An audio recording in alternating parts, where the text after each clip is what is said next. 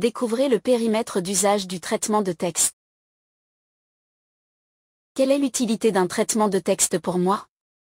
Produire une lettre, présenter un CV, saisir un rapport de stage, rédiger un mémoire, une note de service ou bien encore un compte-rendu de réunion a du sens pour vous, alors le traitement de texte va se révéler être un outil formidable.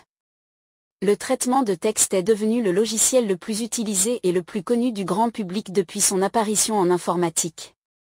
Il offre des perspectives sans précédent dans la création et le maniement de texte depuis l'invention de l'écriture. Il est possible grâce au traitement de texte de saisir, supprimer ou bien encore modifier n'importe quel contenu en un simple clic.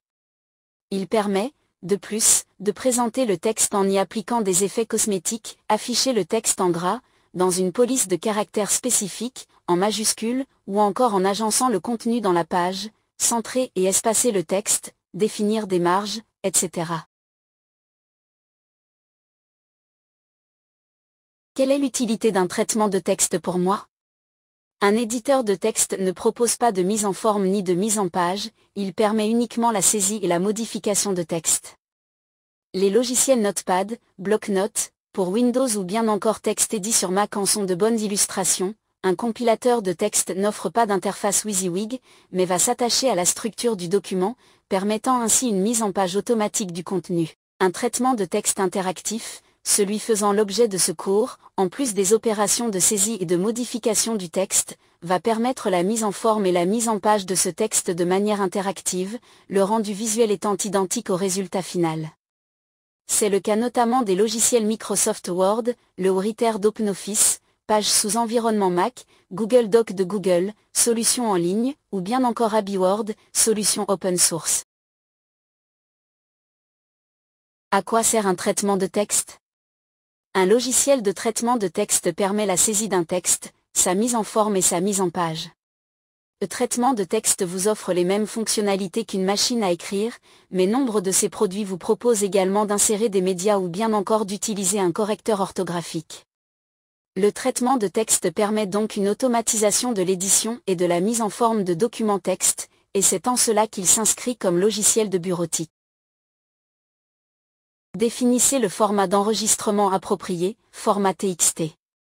Commençons par le format TXT, texte ou texte brut. C'est le plus léger et le plus universel. Son contenu ne contient qu'une suite de caractères et ne stocke donc pas d'informations concernant la mise en forme, type d'écriture, taille, couleur, ni sur la mise en page, saut de page, colonne, etc. Il offre également la meilleure interopérabilité, capacité d'un système informatique à fonctionner avec d'autres systèmes informatiques, et peut être exploité aussi bien par un éditeur qu'un traitement de texte. Format RTF. Intéressons-nous maintenant au format RTF, Rich Text Format en anglais, soit, littéralement, format de texte enrichi, qui est un format permettant de stocker des informations de mise en forme, dans un langage compréhensible de tous. Format Docs. Chez Microsoft, le format Docs, successeur du format DOC à compter des versions 2007 et supérieures, format fermé ou propriétaire, Microsoft conserve le secret des spécifications techniques de son format, est utilisé par le logiciel Word.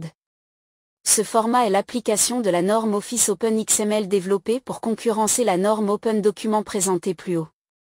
Format PDF. Enfin, format de diffusion, et non pas d'édition, par excellence, le PDF, portable document format, de la société Adobe est également un format de conservation de la mise en page d'un document, devenu une norme ISO en 2008.